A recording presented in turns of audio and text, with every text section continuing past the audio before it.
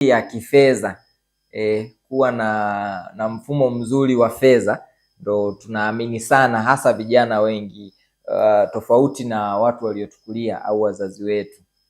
Sisi tunaamini kidogo ukiwa stable kwenye mifumo kidogo ya fedha unakuwa uko vizuri. Kwa jinsi unavyoona wewe kama kijana, ni kweli wanahusianisha elimu na kinachowaingizia kipato? Au na kuchonganisha na Wizara ya Elimu hapa? Okay. Hapana. Nadhani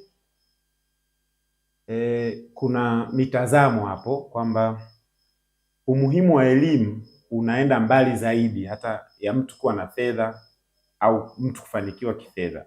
Sasa pia lengo la elimu au mataifa kuzalisha wasomi haikuwa kuandaa watu waliosoma wawe matajiri. Nadhani tunaweza tukatofautisha hapo, pamoja na kwamba kupitia elimu unaweza ukapata fedha, sababu utajiri ni issue binafsi. Kufanikiwa inaweza ikawa ni haki ya wote, lakini kutajirika ni issue binafsi. Kwa mfano, hata leo kwenye jamii yetu si mashuhuda, watu kupitia elimu walioipata wameweza kuanzisha mambo mbalimbali.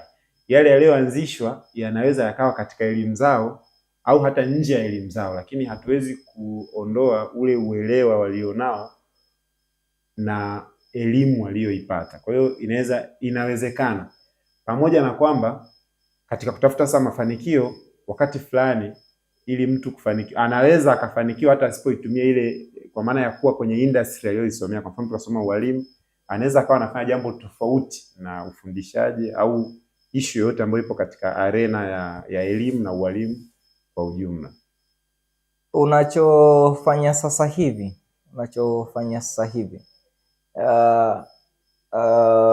elimu ya mtaa imekupa nguvu ipi ya wewe kufanya unachokifanya sasa hivi?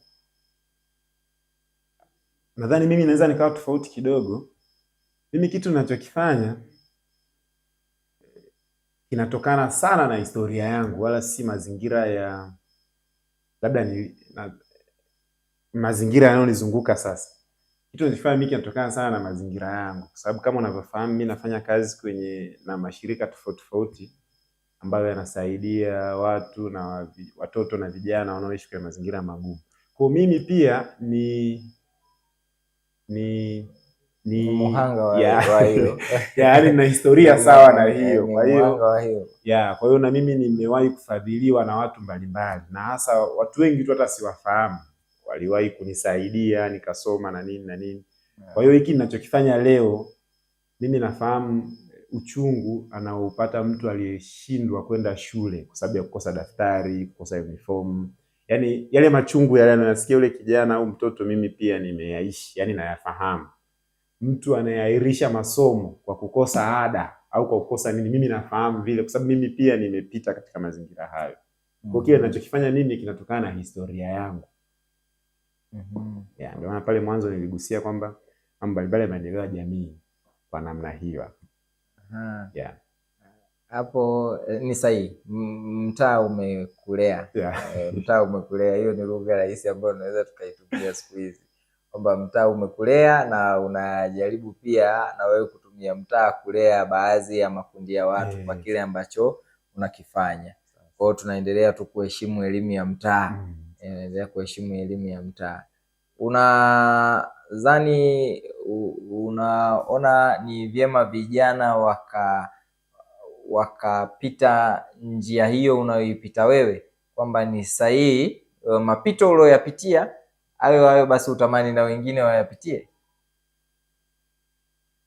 Mimi nimekuwa nikiamka labda nakula mikate, naamka nakutana na mayai yamechemshwa, kila kitu navikuta hapo, nafanya nini? Lakini kuna mwingine ameamka hayo mayai ni lipasuke bahati mbaya. Tumewahi kuwa na kuku nyumbani, yaani ili mle huyo kuku labda unaweza ukakuta ameonyesha dalili zile za kusinzia, kuku anaanza ndio sasa mnakutana naye. Lakini kuna mwingine huyo kuku anakutana naye tu anapojisikia. Sasa wewe kwa jinsi unavyoona, watu waishi na watu kulingana na kile walichokipitia au watu watamani watu wasipitie walioyapitia? Nadhani hiyo ya pili, kwamba watu watamani na wafanikishe watu kuishi tofauti na historia zao wao wenyewe. Kwa mfano, ni vizuri na tunahimiza mtu kuwa sababu ya watu wengine kufanikiwa. Kwa hiyo, kwa mfano mimi nilikosa, labda nilipitia mazingira magumu, sipaswi kuwa sababu ya watu wengine kuwapitisha au wao kupitia katika mazingira magumu, na badala yake napaswa kuwa sababu ya watu kuishi vizuri na kutimiza malengo au ndoto zao kama inawezekana. Moto kidogo tuone tunaiwekaje. Kijana wa leo, au sisi ni vijana bado tuko tuna safari ndefu sana. Ni mtazame nani? Tajiri, superstar, msanii mwenye busara, mwenye hekima? Ni mtazame nani sasa ili niende sasa? Siku hizi tunatumia lugha role model. Role model. Fedha nimulike tu, niangalie, nisiangalie hata namna gani hizo fedha zinapatikana, au niangalie busara, niangalie hekima? Ni mtazame nani mbele huko anisogeze ninapotaka? Kwanza ni vizuri tukaweka wazi kwamba ni muhimu kuwa na fedha. Ni muhimu kuwa na fedha. Yaani tuweke wazi kwamba ni muhimu kuwa na fedha. Tusipindishe hapo maneno kwamba unaweza ukawa na furaha bila hizo fedha. Hutaki hiyo mchezo. Hapana, ni muhimu kuwa na fedha. Kwa fedha ni ulinzi. Tukisema ulinzi inafanya vitu vingi sana. Na wakati mwingine tunakuwa na matamanio ya kuwasaidia watu, lakini kama hauna fedha na nini, inakuwa ni changamoto. Kwa hiyo hilo tunahimiza watu tutafute fedha, watu wawe na fedha na nini, ili wawe huru kwenye kuamua kufanya mambo anayotaka na nini. Fedha inakupa uhuru. Fedha inamfanya mtu anakuwa huru. Punguza utumwa na nini. Kwa hiyo fedha ni muhimu. Lakini sasa ni kweli kwamba ulimwengu wa leo umejazwa na vitu mbalimbali, pressure ni nyingi. Hasa kwa kijana. Hasa kwa sisi vijana na nini. Pressure imekuwa kubwa sana. Na kwa sababu maisha sasa hivi pia yanalenga mtu aliyefanikiwa ni mtu mwenye vitu fulani. Vitu vinavyoonekana na nini na fedha. Utembea hata kwenye gari. Kwa pamoja na hizo pressure, nadhani mtu wa kumtazama ni yule anayefanya kama wewe unavyotamani au kama wewe unavyofanya. Mtu wa kumtazama, kwa sababu pia hatuwezi kuwa kama watu wote waliopo. Tunaweza kuwa kama mtu fulani. Mtu anaweza kuwa kama mtu fulani. Kwa sababu tuna wasanii, tuna wachezaji wa mpira, tuna watu wa mtaani tu wamefanikiwa na nini. Kwa hiyo tunapaswa kuangalia kwamba ni mtu gani anafanya kile mimi ninachokifanya, na mimi natamani kufanikisha nini. Kwa hiyo ni vizuri pia kama vijana kuwa na malengo, kwa sababu pia huwezi kufanikisha mambo yote. Natamani kufanya kitu gani? Natamani kufanikisha kitu gani? Nitafanikisha na nani? Nadhani hayo ni mambo ya msingi. Katika yote tunayoyapitia kuna watu wana historia ngumu. Tunaweza tukawa tuna historia ngumu vile vile. Unaweza ukawa na historia yako, nikawa na yangu, mwingine pia ana ya kwake. Ni kipi utamani kuona kijana anakipitia? Historia haipaswi kuogopwa, na badala yake historia inapaswa kutumika vizuri. Kwamba kwa mfano mimi nimekulia labda nimezaliwa na baba mwizi labda na nini, au kwenye mazingira fulani yalikuwa magumu ambayo hayakuwapendeza wengi. Mimi sasa sipaswi kuiogopa ile historia au kuihofia, na badala yake natakiwa nitumie ile historia kubadili historia yangu.